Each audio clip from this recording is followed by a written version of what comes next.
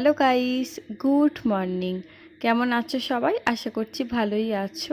তো আজকে তোমাদের সাথে শেয়ার করছি শিবরাত্রির দিনের ব্লগ। যদিও আমি শিবরাত্রি করি না, তো প্রতি বছর এই দিনটাতে আমাদের বাড়িতে নিরামিষই রান্না হয়, কিন্তু এই বছর হবে না। তার অবশ্য একটা কারণ আছে, কারণ আজকে শিবরাত্রির দিনে পড়ে গেছে আমার বরের জন্মদিন।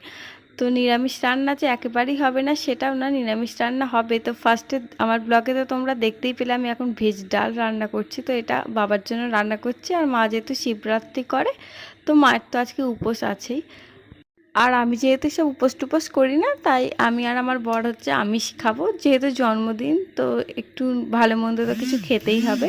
তাই জন্য দেখো আজকে আমার বর বলেছে বিরিয়ানি বানাবে, তো সেটাই আমরা আজকে দুপুরবেলা খাবো। এই কয়েকদিন আগেই আমার বর বেশ অনেকগুলো ওরিও বিস্কুটের প্যাকেট কিনেছিল, তো আজকে চান টান করে ভাবলাম তাহলে এই ওরিও বিস্কুটগুলো দিয়েই আমার বরের জন্য একটা কেক বানানো যাক। তাই জন্য দেখো এখন কেক বানাতে লেগে পড়েছি, আর আমার কেকটা বানানো হয়েও গেছে। তো এখন কেকটার জন্য একটা চকলেট সিরাপ তৈরি করছি, তো সেটাই এখন তোমাদের সাথে শেয়ার করছি। তো দেখো আমি এখানে কোকো পাউডার নিয়ে নিয়েছি, তার সাথে একটু জল নিয়েছি আর অল্প চিনি নিয়েছি। তো এই সব কিছুকে ভালোভাবে মিক্স করে এই চকলেট সিরাপটা তৈরি করে নিয়েছি, এটা কেকের ওপরে দেব। আর বিরিয়ানি করতে গিয়ে দেখছি যে ঘরের যে বাসমতি রাইসটা ছিল, তো সেটা শেষ হয়ে গেছে। শেষ পর্যন্ত মিনিকেট চাল দিয়ে বিরিয়ানিটা করা হয়েছিল। তারপরে সন্ধেবেলা বসেছিলাম কেকটা ডেকোরেশন করতে। তো ফার্স্টে এই ডিজাইনটা করেছিলাম, তারপর এটা পছন্দ হলো না বলে দ্বিতীয়বার এই ডিজাইনটা করলাম। তো তোমরা বলো কোনটা বেশি ভালো হয়েছে। আর এই ওরিও বিস্কুটের কেকটা কিন্তু আমি খুব সহজেই বানিয়েছি। তো এই রেসিপিটা তোমরা আমার শর্টসে আমি আপলোড করে দিয়েছি, ওখান থেকে দেখে নিতে পারো।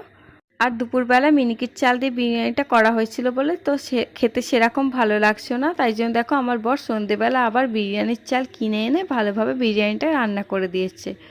আর সাথে করে নিয়ে এসেছিলো এই রসমাধুরী মিষ্টিগুলো, তো যেটা আমার খুবই ভালো লাগে। যদিও এই দোকানে মিষ্টিটা সেভাবে ভালো বানাতে পারিনি, তো যাই হোক।